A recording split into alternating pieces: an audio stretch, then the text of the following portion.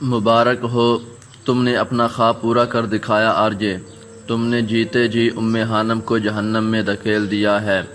تم نے اسے آگ کے اس دریا میں پھینکا ہے جس میں نہ صرف اس کا جسم بلکہ روح بھی جھلس گئی ہوگی۔ مکی کی بات سن کر ایک پل کو آرجے کا دل رکا تھا، وہ دنگ رہ گیا تھا۔ آخر تم نے اسے اتنا سر پر سوار کیوں کر لیا ہے مکی؟ کچھ غلط نہیں کیا میں نے اس کے ساتھ، آرجے کڑ کر بولا تھا۔ ضروری نہیں کہ جسمانی اذیت ہی غلطی کے زمرے میں آتی ہو، ذہنی اور روحانی اذیت انسان کی دھچیاں بکھیر دیتی ہے، یہ تم نہیں سمجھو گے۔ مکی اس کا اشارہ سمجھ چکا تھا۔ بس کر جاؤ مکی، مجھے سمجھ نہیں آ رہی کہ تمہیں ہو کیا گیا ہے۔ آرجے کو اس کی باتوں سے کوفت ہو رہی تھی۔ یہ میں خود نہیں جانتا، بس ڈر لگ رہا ہے بہت، اس سے بات کرنے کی ہمت نہیں ہو رہی۔ میں معافی مانگنا چاہتا ہوں ام حانم سے، مکی نے جواب دیا تھا۔ وہ بہت بے بس نظر آ رہا تھا۔ معافی؟ حد ہے مکی، کس بات کی معافی؟ اس کے ساتھ جو کچھ ہوا میں اس کا ذمہ دار ہوں، اس بات کی معافی؟ یہ بتاؤ کہ واپس کب آ رہے ہو؟ آرجے نے بات بدلتے ہوئے پوچھا تھا۔ کبھی نہیں، مکی نے جواب دیا تھا۔ کیا مطلب کبھی نہیں؟ آرجے حیران ہوا۔ میں نے مائیگریشن کروا لی ہے، اب میں لاہور کبھی نہیں آؤں گا۔ مکی کا لہجہ حتمیہ تھا۔ اس سے پہلے کہ آرجے کچھ کہتا وہ فون بند کر چکا تھا، اور آرجے حیران پریشان سا فون کو دیکھ کر رہ گیا تھا۔ وہ اپنے کپڑے بیگ میں رکھ رہی تھی، چہرے پر سنجیدگی چھائی تھی۔ اس ایک مہینے میں وہ سر سا پیر بدل گئی تھی، آنکھوں کے نیچے سیاہ حلقے پڑنا شروع ہو گئے تھے۔ اچانک دروازہ کھلنے کی آواز پر حانم نے مڑ کر دیکھا تھا۔ آ جائیں امی، حانم نے آنکھوں میں آئے آنسوؤں کو پیتے ہوئے کہا تھا۔ مت جاؤ ہانی، مت جاؤ۔ آسیہ بیگم اس کے اتنے دور جانے پر بہت دکھی تھی۔ وہ نہیں چاہتی تھی کہ حانم انہیں چھوڑ کر جائے۔ اپنی ماں کی التجا پر حانم کا دل پھٹنے کو آیا تھا۔ وہ خود اپنی ماں سے دور نہیں رہ سکتی تھی، لیکن وہ جانتی تھی کہ آج نہیں تو کل اس کی مکی کے ساتھ تعلق کی بات گھر والوں تک پہنچ جانی ہے، اور پھر اس کی ماں نے نفرت کرنی تھی اس سے۔ یہ چیز اندر اندر حانم کو کھا رہی تھی۔ وہ اپنی ماں کی نفرت برداشت نہیں کر سکتی تھی۔ اسے ہر وقت خوف لاحق رہتا تھا، جیسے ابھی آرجے کہے لگاتا ہوا آئے گا اور سب کو بتا دے گا، پھر سب ختم ہو جائے گا۔ اس لیے وہ یہاں سے دور جانا چاہتی تھی، تاکہ جب سب کو اس بات کا علم ہو وہ دور ہو اور کسی کی نفرت اور حقارت نہ دیکھ سکے۔ میں جلد واپس آؤں گی امی، حانم نے اپنی ماں کے ہاتھوں کو تھامتے ہوئے کہا تھا۔ میرا دل نہیں مانتا تمہیں اتنی دور بھیجنے کو، آسیہ بیگم کی آواز رند گئی تھی۔ امی، حانم کہتی آسیہ بیگم کے گلے لگ گئی تھی۔ وہ کمزور نہیں پڑنا چاہتی تھی، لیکن وہ مضبوط بھی نہیں رہ سکتی تھی۔ وہ جی بھر کر روئی تھی۔ وہ آسیہ بیگم سے ایسے لپٹ رہی تھی جیسے خدا نخواستہ پھر کبھی نہیں لوٹے گی۔ جلد ہی ہانی بیٹی تمہارے پاس پہنچ جائے گی، مجھے امید ہے تم اس کا خیال رکھو گی ماہی۔ حمدان انکل فون پر ماہی کو ہانی کے متعلق سمجھا رہے تھے۔ وہ خود سچ نہیں جانتے تھے۔ ڈاکٹرز نے بھی انہیں منع کیا تھا کہ کوئی بھی حانم سے اس حادثے کے بارے میں نہ پوچھے۔ ان کا کہنا تھا بار بار ہانی کو اس واقعے کی یاد دلانا خطرناک ہو سکتا ہے۔ وہ چاہتے تھے کہ حانم خود ہی سب کچھ بتائے، لیکن شاید حانم اس کے لیے تیار نہیں تھی۔ ماہین اور حانم نے براہ راست ایک دوسرے کو ابھی تک نہیں دیکھا تھا، البتہ تصویریں دیکھ رکھی تھیں اور نہ کبھی دونوں کی بات ہوئی تھی۔ جی بابا، ماہی کو زیادہ فرق نہیں پڑ رہا تھا اس کے آنے سے۔ وہ ذہنی طور پر بہت پریشان ہے۔ پہلے اسے کچھ وقت دینا اور پھر اس کے قریب ہونے کی کوشش کرنا۔ ہانی بہت اچھی اور صاف دل کی لڑکی ہے، انشاءاللہ تمہاری اس سے جلد دوستی ہو جائے گی۔ جی۔ وہ حانم کی تعریف اپنے باپ کے منہ سے سن کر بس اتنا ہی کہہ پائی تھی۔ ماہی کے عجیب سے احساسات تھے۔ آسیہ بیگم سے اس کی اچھی خاصی بے تکلفی ہو گئی تھی، لیکن حانم سے تو کبھی بات بھی نہیں ہوئی تھی۔ ٹھیک ہے، پھر اپنا خیال رکھنا، اور مجھے امید ہے تم حانم کو جلد اپنے ساتھ واپس لاؤ گی۔ اور وہ بھی ہنستے مسکراتے وہ پرعزم سے کہہ رہے تھے۔ ماہی بس سر ہلا کر رہ گئی تھی۔ وہ پورے مہینے کے بعد گھر سے باہر نکلی تھی۔ بہت روئی تھی وہ ماہم، جواد اور اسد بیگم سے ملتے ہوئے، لیکن اسے جانا ہی تھا۔ اس کی حالت کو دیکھتے ہوئے ہمدان انکل نے اپنے تمام تر اختیارات کو استعمال کرتے ہوئے 1 مہینے کے اندر اس کے پیرس جانے کا انتظام کیا تھا۔ میں آپ لوگوں سے روزانہ بات کیا کروں گی، یہ حانم کے جاتے ہوئے الفاظ تھے۔ آسیہ بیگم نے اسے بہت سی دعاؤں کے ساتھ رخصت کیا تھا۔ انہیں محسوس ہو رہا تھا جیسے ان کی بیٹی کی رخصتی ہو گئی ہو۔ گیٹ سے نکلنے کے بعد وہ بہت تیزی سے گاڑی میں بیٹھی تھی۔ اس نے آرجے کے گھر کی طرف دیکھنا بھی گوارا نہیں کیا تھا۔ اس شخص کی وجہ سے آج حانم کو اپنا گھر، اپنا ملک اور اپنی ماں کو چھوڑ کر میلوں دور جانا پڑ گیا تھا۔ جیسے جیسے گاڑی ایئرپورٹ کی طرف بڑھ رہی تھی، حانم کا دل تڑپ رہا تھا۔ پیرس میں جانا اس کا خواب تو نہیں تھا، لیکن اکثر جو ہم نے نہ سوچا ہو وہی ہو جاتا ہے۔ وہ پیرس کی سرزمین پر قدم رکھ چکی تھی، بھیگی پلکوں اور اداس دل کے ساتھ۔ اگر وہ اس حادثے سے پہلے یہاں آتی تو یقیناً جھومتی، کیونکہ یہاں پر ڈزنی لینڈ تھا، اس کے خوابوں کی دنیا، وہ دنیا جسے وہ دیکھنا چاہتی تھی، پریوں کا دیس۔ اس کی چھوٹی چھوٹی خواہشات تھیں جنہیں آرجے کے لفظوں نے ختم کر دیا تھا۔ اب تو مسکرانے کو دل ہی نہیں کرتا تھا۔ وہ آہستہ آہستہ چلتی ہوئی ایئرپورٹ سے باہر آئی تھی، چادر سے خود کو لپیٹا ہوا تھا۔ وہ ماڈرن لوگوں کے درمیان عجیب سی لگ رہی تھی، سب سے الگ۔ اب اسے ماہی کو ڈھونڈنا تھا۔ ہمدان انکل نے اسے نیا موبائل لے کر دیا تھا جس کو اس نے چھونے کی بھی ہمت نہیں کی تھی۔ اسے لگتا تھا یہ موبائل اس کی بربادی کا ذمہ دار تھا، اور وہ اپنی اس سوچ میں ٹھیک بھی تھی۔ ہاں، میں ایئرپورٹ پر اپنے دوست کو لینے آیا ہوں۔ جی بی جان، بالکل ٹھیک ہوں، وہ مگن سا فون پر کہتا ہوا آگے بڑھ رہا تھا۔ جی، میں کوشش کروں گا کہ ان چھٹیوں میں پاکستان آ سکوں۔ حشام بی جان سے بات کر رہا تھا، وہ بہت مسکرا رہا تھا۔ کیا اسے کسی نے نہیں بتایا تھا کہ پیرس میں اتنی خوبصورتی سے مسکرایا نہیں کرتے؟ یہاں پر موجود لوگ ایسی جادوئی مسکراہٹ پر دل بھی ہار سکتے ہیں جہاں ماہی ہار گئی تھی۔ ایک تیز ہوا کا جھونکا حشام کے وجہ سے ٹکرایا تھا۔ وہ ٹھٹک کر رکا تھا اور پھر گردن موڑ کر پاس سے گزرتی اس لڑکی کو دیکھا تھا جو چادر میں لپٹی تھی۔ اسے کچھ محسوس ہوا تھا، وہ جو سال پہلے ہوا تھا جب حانم اس سے ملی تھی۔ حشام کا دل زور سے دھڑکا تھا۔ اسے اس لڑکی پر حانم کا گمان ہوا تھا۔ اس سے پہلے کہ وہ اس کے پیچھے جاتا، اسے مارکیٹ والا واقعہ یاد آ گیا تھا جب حانم کے دھوکے میں وہ ماہی سے جا ملا تھا۔ یہ حانم نہیں ہو سکتی، وہ یہاں کیسے؟ خود کو سمجھاتا وہ سر جھٹک کر آگے بڑھ گیا تھا۔ ایلا اور ماہی حانم کو ایئرپورٹ سے گھر لے آئی تھیں۔ وہ خاموش تھی۔ ایلا بار بار اس سے سوال کر رہی تھی، وہ بس جواب دے رہی تھی۔ ہانی، تم فریش ہو جاؤ، تھک گئی ہوگی نا، تب تک میں کھانا لگواتی ہوں، ماہی نے اسے مشورہ دیا تھا۔ اسے لگا تھا کہ حانم کافی چالاک ہوگی، لیکن وہ جتنی تصویروں میں معصوم نظر آتی تھی حقیقت میں بھی اتنی ہی تھی۔ ٹھیک ہے، وہ اس بات میں سر ہلا کر اٹھ گئی تھی۔ ملازمہ اس کا سامان اٹھا کر کمرے کی طرف بڑھ گئی تھی اور پیچھے پیچھے وہ بھی۔ ماہی، تمہاری کزن تھوڑی عجیب ہے نا؟ ایلا نے اس کے جانے کے بعد پوچھا تھا۔ ماہی نے اسے گھور کر دیکھا تھا۔ تمہارے ڈیڈ کی کزن کی بیٹی تمہاری بھی سیکنڈ کزن ہوئی نا؟ اس کے گھورنے پر ایلا نے کندھے اچکا کر کہا۔ خیر، اب یہ میرے پاس آ گئی ہے تو ٹھیک ہو جائے گی۔ ایلا نے دانت نکالے تھے۔ ماہی کچھ سوچتے ہوئے کچن کی طرف بڑھ گئی تھی۔ کھانا خاموشی سے کھایا گیا تھا۔ کھانے کے بعد حانم اپنے کمرے میں آ گئی تھی۔ رات ہو گئی تھی اور وہ کافی تھک گئی تھی۔ بالوں کو باندھنے کی غرض سے وہ اٹھی تھی۔ کمرے میں موجود فرنیچر کافی قیمتی تھی۔ کسی چیز نے بھی اسے اپنی طرف متوجہ نہیں کیا تھا۔ وہ جہاز سائز آئینے کے سامنے کھڑی تھی۔ سنہری بالوں کی آبشار کمر پر بکھری پڑی تھی۔ بالوں کو دیکھتے ہوئے اس کا ذہن بھٹکا تھا۔ ایک فلم سی اس کے سامنے چلنے لگی تھی۔ اماں، میں سوچ رہی ہوں کہ بال کٹوا لوں۔ حانم نے اپنے بالوں کا نیچے سے معائنہ کرتے ہوئے آسیہ بیگم کو اپنی سوچ سے آگاہ کیا تھا۔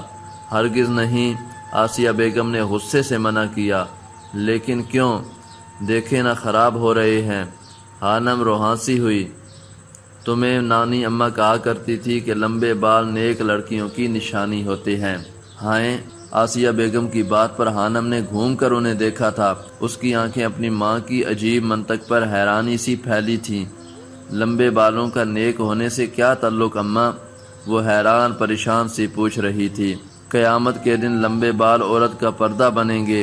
اور میری بات کان کھول کر سن لو ہانی، اگر تم نے دوبارہ بال کٹوانے کا نام لیا تو مجھ سے برا کوئی نہیں ہوگا۔ وہ اسے دھمکی اور حکم دونوں سناتی کچن میں جا چکی تھیں، جبکہ خانم حیرت سے انہیں جاتا دیکھ رہی تھیں۔ آئینے میں دھواں سا اٹھنے لگا تھا۔ اس کا گھر، آسیہ بیگم اور وہ دور کہیں فضا میں تحلیل ہونا شروع ہوئے تھے۔ خانم کی آنکھیں نم ہوئی تھیں۔ نیک اور شریف تو دیکھو۔ منظر بدلا تھا۔ آرجے سامنے آئینے میں کھڑا جناتی کہے لگا رہا تھا۔ خانم کے چہرے کا رنگ بدلا تھا۔ تالی بجاتا ہنستا وہ اس کا مذاق اڑا رہا تھا۔ اس کے کہے خانم کو پاگل کر رہے تھے۔ نیک نہیں بدکار ہو تم۔ وہ شعلے اگلتی آنکھوں کے ساتھ اسے گھور رہا تھا۔ نہیں، کچھ نہیں کیا میں نے، وہ ہذیانی انداز میں چلاتی تھی۔ وہ ہنستے جا رہا تھا۔ خانم کے ضبط کا پیمانہ لبریز ہوا تھا۔ چپ کر جاؤ، وہ چیخی تھی اور سنگھار کی میز سے پرفیوم کی ایک بوتل اٹھا کر پوری قوت سے آئینے میں دے ماری تھی۔ اپنی طرف سے اس نے آرجے کو مارا تھا، اسے خاموش کروایا تھا۔ چھن کی آواز کے ساتھ کانچ بکھرا تھا، وہ کہیں غائب ہو گیا تھا۔ خانم کی ہمت جواب دے گئی تھی اور وہ وہیں نیچے بیٹھ کر پھوٹ پھوٹ کر رو رہی تھی۔ وہ آرجے کے آصف سے بچنے کے لیے بہت دور آ گئی تھی، لیکن شاید وہ بھول گئی تھی کہ آصف تو 7 سمندر پار تک پیچھا کرتا تھا۔ کافی دیر رونے کے بعد وہ اٹھی تھی اور پھر کراہ کر بیٹھ گئی تھی۔ ٹوٹے ہوئے کانچ کا ٹکڑا اس کے پاؤں میں چبھ گیا تھا۔ درد کی ایک لہر اس کے پورے جسم میں پھیل گئی تھی۔ امی، خانم نے بے اختیار آسیہ بیگم کو آواز دی تھی، لیکن پھر یاد آنے پر کہ وہ کوسوں دور تھی، اس کا دل مزید تڑپا تھا۔ مشکل سے کانچ کا ٹکڑا پاؤں سے نکالنے کے بعد وہ بیڈ پر بیٹھی تھی۔ اس کے پاؤں سے خون نکل رہا تھا، لیکن اسے سمجھ نہیں آ رہا تھا کہ کیا کرے۔ اس نے کمرے میں نظریں دوڑائی تھیں اور پھر اسے میز پر ٹیشو کا ڈبہ نظر آ گیا تھا۔ وہ لنگڑا کر چلتی میز تک پہنچی تھی اور پھر کافی سارے ٹیشو نکال کر زخم پر رکھے تھے۔ آہستہ آہستہ خون رسنا بند ہوا تھا۔ وہ لیٹ گئی تھی، لیکن اس کی سسکیاں بند نہیں ہوئی تھیں۔ اسے سب یاد آ رہے تھے، اور خاص طور پر آرجے کی باتیں جو کبھی اس کے ذہن سے نہیں نکلتی تھیں۔ میں چاہتی ہوں میں تمہیں بتاؤں کہ مجھے درد ہوتا ہے، اتنا درد کہ دل کرتا ہے اپنی کن پٹیوں پر انگلیاں رکھ کر اتنی زور سے دباؤں کہ وہاں سے خون کا اخراج ہو۔ شاید اس خون میں وہ تمام باتیں، وہ تمام سوچیں بھی بہہ جائیں جو میرے ذہن کو اذیت کے نشتر چھوڑ رہی ہیں۔ چاہتی ہوں میں تمہیں بتاؤں کہ مجھے درد ہوتا ہے، اتنا درد کہ جیسے کوئی میرا دل کسی پتھر پر رکھ کر کسی ہتھوڑی سے اس میں کیل ٹھوک رہا ہے، اور بس ایک کیل سے بس نہیں کرتا، بلکہ بار بار وہ اس عمل کو دہراتا ہے، گاڑتا ہے نکالتا ہے، گاڑتا ہے نکالتا ہے، پر موت نہیں آنے دیتا۔ میں چاہتی ہوں میں تمہیں بتاؤں کہ مجھے تکلیف ہوتی ہے، ایسی تکلیف جیسے کسی زندہ انسان کو کسی پیڑ کے ساتھ باندھ کر کسی پرانی چھری سے اس کو جگہ جگہ سے کاٹا جائے، اس پہ کوڑے برسائے جائیں، اتنے کوڑے کہ اس کے وجود کا گوشت اس کی ہڈیوں سے الگ ہو جائے، پر موت کے فرشتے کو ادھر آنے کی اجازت نہ ہو۔ اور میں چاہتی ہوں میں تمہیں بتاؤں کہ کاش کوئی لفظ میری اذیت کے معیار پہ پورا اترے، تو میں تمہیں بتاؤں کہ درد اور تکلیف اس اذیت سے بہت چھوٹے لفظ ہیں جو میں محسوس کرتی ہوں۔ درد میں ڈوبی رات آہستہ آہستہ بیت رہی تھی اور سسکیوں کی آواز بڑھتی جا رہی تھی۔ صبح 4 بجے کا وقت تھا۔ آرجے نیند سے بوجھل آنکھیں لیے سونے کے لیے لیٹا تھا۔ اسے 4 سے 5 بجے کے درمیان نیند آتی تھی۔ ابھی اسے سوئے کچھ ہی دیر گزری تھی جب وہ عجیب سے احساسات کے تحت ہڑبڑا کر اٹھ بیٹھا تھا۔ اسے کسی لڑکی کے رونے کی آواز آ رہی تھی۔ سائیڈ لیمپ آن کر کے اس نے پورے کمرے میں نظر دوڑائی تھی، لیکن اسے کہیں کچھ نظر نہیں آیا تھا۔ وہ اسے اپنا وہم سمجھ کر سر جھٹک کر پورا سونے کے لیے لیٹ گیا تھا، لیکن جیسے ہی اس نے آنکھیں بند کیں، سسکنے کی آواز صاف سنائی دی تھی۔ وہ ایک جھٹکے سے اٹھ بیٹھا تھا۔ کون ہے؟ آرجے نے پوچھا تھا، لیکن کوئی جواب نہیں آیا تھا۔ آواز ہنوز آ رہی تھی۔ وہ بستر سے نیچے اتر آیا تھا۔ کمرے کی کھڑکیوں کو کھولنے کے بعد اس نے ہر طرف نظر دوڑائی تھی۔ کسی لڑکی کا نام و نشان نہیں تھا، لیکن آواز آ رہی تھی۔ یہ میرا وہم نہیں ہو سکتا، وہ ہڑبڑایا تھا۔ اب وہ کمرے کا دروازہ کھول کر نیچے لاؤنج میں آیا تھا۔ غلام دین ملازم صوفے پر سکون سے سویا پڑا تھا۔ سسکیوں کی آواز وقفے وقفے ابھر رہی تھی۔ آرجے کا دماغ گھوما تھا۔ اسے شک ہو رہا تھا جیسے گھر میں کوئی لڑکی موجود تھی۔ وہ پاگلوں کی طرح ایک ایک کمرہ دیکھ رہا تھا، لیکن لڑکی ہوتی تو ملتی نہ۔ اب تو مکی بھی یہاں نہیں تھا۔ تھک ہار کر وہ اپنا سر پکڑ کر بیٹھ گیا تھا۔ نیند اسے سونے کا کہہ رہی تھی اور سسکیاں اس کی نیند کی دشمن بنی ہوئی تھیں۔ دن چڑھے تک وہ لاؤنج کے صوفے پر بیٹھا رہا تھا۔ جیسے ہی سونے کے لیے آنکھیں بند کرتا تھا، سسکیوں کی آواز ابھرنے لگتی تھی۔ سورج کی سنہری روشنی نے رات کی سیاہی کو کاٹا تو سورج کی شعائیں لاؤنج میں موجود کھڑکیوں سے چھن چھن کر اندر آ رہی تھیں۔ آرجے کو سر میں شدید درد محسوس ہو رہا تھا۔ غلام دین کب کا نماز کے لیے اٹھ کر جا چکا تھا، لیکن اس نے آرجے سے وہاں بیٹھنے کی وجہ نہیں پوچھی تھی۔ چڑیوں کے چہچہانے کی آوازیں ہر طرف پھیل گئی تھیں۔ تھک ہار کر وہ صوفے پر لیٹ گیا تھا۔ وقت کو اس پر ترس آیا تھا اور پھر نہ جانے کب اس کی آنکھ لگ گئی تھی۔ او میرے خدا، یہ کیا ہوا؟ ملازمہ ناشتے کے لیے حانم کو اٹھانے آئی تھی اور پھر اس کے زخمی پاؤں کو دیکھ کر گھبرا گئی تھی۔ یہ 50 سالہ لوسی تھی۔ ماہی اور ایلا اسے لوسی ماں بلاتی تھیں۔ لوسی ماں نے ایلا کو پالا تھا اور اسے بھی وہ دونوں بہت عزیز تھیں۔ گھر کی صفائی ستھرائی کا خیال لوسی ماں ہی رکھتی تھی۔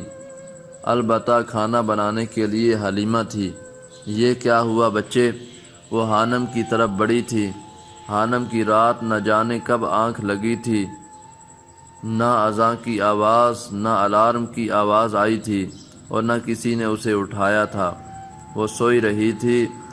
لوسی ماں نے آگے بڑھ کر اس کے زخمی پاؤں سے ٹیشو کو اتارا تھا جو چپکا ہوا تھا۔ بیڈ کی چادر جہاں اس کا پاؤں رکھا ہوا تھا وہاں سے سرخ ہو چکی تھی۔ سوتے وقت شاید اس کا خون بہتا رہا تھا۔ درد کے باعث حانم کی آنکھ کھلی تھی۔ یہ کانچ کیسے ٹوٹا؟ ہم کو بلا لیا ہوتا، ہم خود ہی اس کو صاف کر دیتے۔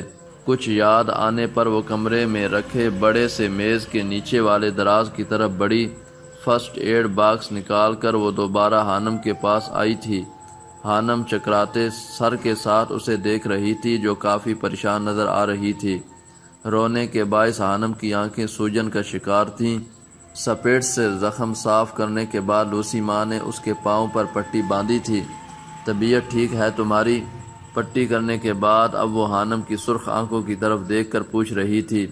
حانم کو بے اختیار ہی عائشہ بیگم یاد آئی تھی۔ اس کی آنکھیں نم ہونا شروع ہوئیں۔ روتا کیوں ہے بچے؟ روتا کیوں ہے بچے؟ کوئی مسئلہ ہے تو ہم کو بتاؤ، وہ پیار سے پوچھ رہی تھی۔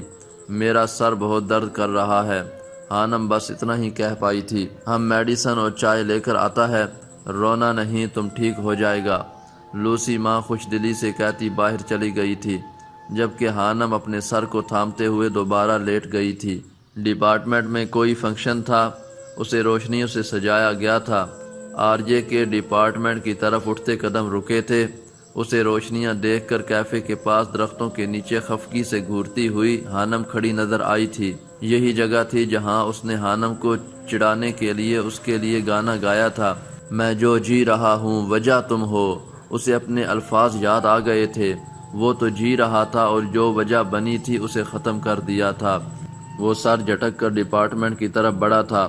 جیسے ہی وہ ڈپارٹمنٹ کے اندر داخل ہوا تھا، سامنے گراؤنڈ میں لکڑی کے بینچ پر اسے وہ بیٹھی نظر آئی تھی۔ وہ شام جب اس نے حانم سے مسکرا کر بات کی تھی، وہ آسمان کو تکتی ہوئی جانے کس دنیا میں کھوئی ہوئی تھی، جب بجلی کی چمک میں اس کے چہرے پر کچھ چمکا تھا۔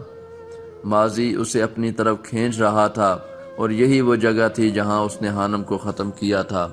نفرت ہے مجھے تم سے، وہ تصور میں اسے مخاطب ہوا تھا اور پھر واپسی کے لیے قدم بڑھا دیے تھے۔ ڈپارٹمنٹ میں اب اسے کچھ بھی اچھا نہیں لگتا تھا۔